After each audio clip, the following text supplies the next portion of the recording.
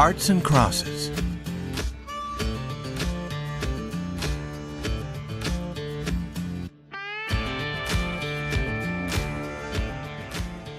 One day, a man named Bartholomew, not an important man, stopped at the Nopalito ranch house. It was noon, and he was hungry.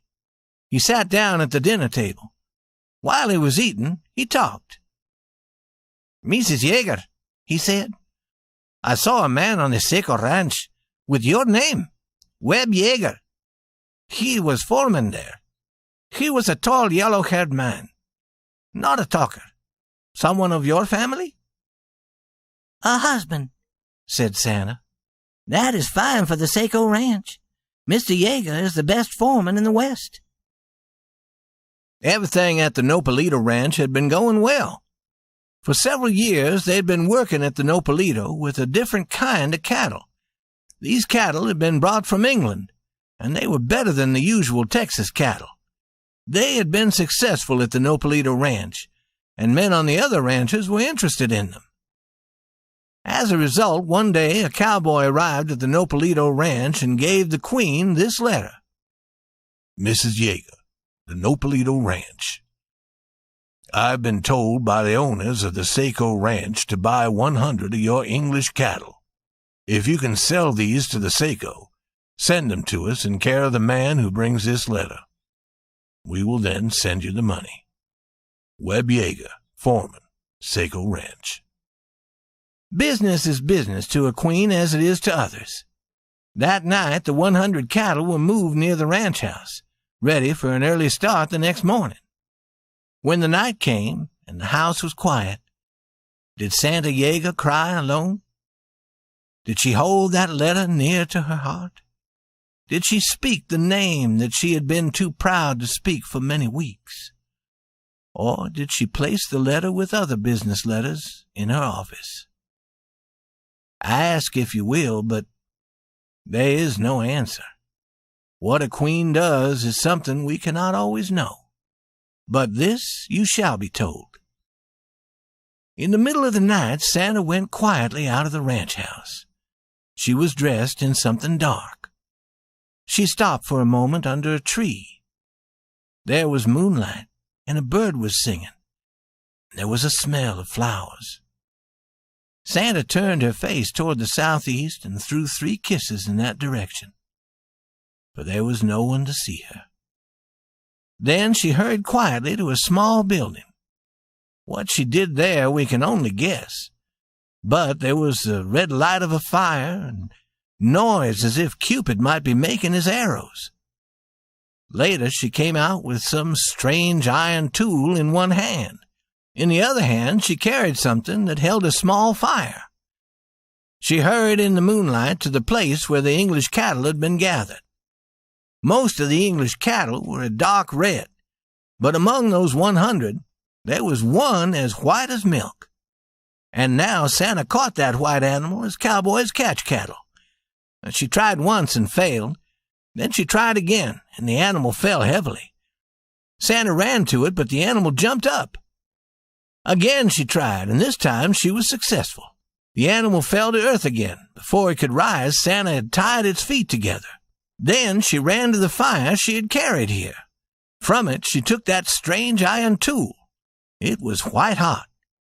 There was a loud cry from the animal as the white-hot iron burned its skin.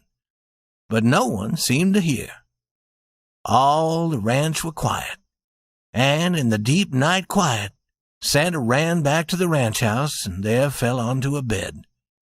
She let the tears from her eyes, as if queens had hearts like the hearts of ranchmen's wives, and as if a queen's husband might become a king if he would ride back again.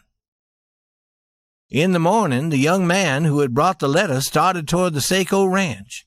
He had cowboys with him to help him with the English cattle. It was 90 miles, 6 days' journey. The animals arrived at Seco Ranch one evening as the daylight was ending. They were received and counted by the foreman of the ranch. The next morning at 8, a horseman came riding to the Nopalito ranch house. He got down painfully from the horse and walked to the house. His horse took a great breath, and let his head hang and closed his eyes. But did not feel sorry for Belshazzar the horse. Today he lives happily at Nopalito, where he is given the best care and the best food. No other horse there has ever carried a man for such a ride. The horseman entered the house. 2 arms fell around his neck, and someone cried out in the voice of a woman and queen together, "Webb! Oh, Webb!" "I was wrong," said Webb Yeager. "I was and he named a small animal with a bad smell, an animal no one likes. "Quiet," said Santa. "Did you see it?" "I saw it," said Webb. What were they speaking of? Perhaps you can guess if you have read the story carefully. "Be the cattle queen," said Webb. "Forget what I did if you can. I was wrong as—" "Quiet," said Santa again, putting her fingers upon his mouth. "There's no queen here. Do you know who I am? I am Santa Yeager, First Lady of the bedroom. Come here." She led him into a room. There stood a low baby's bed, and in the bed was a baby, a beautiful laughing baby, talking in words that no one could understand. "There is no queen on this ranch," said Santa again. "Look at the king. He has eyes like yours, Webb. Get down on your knees and look at the king."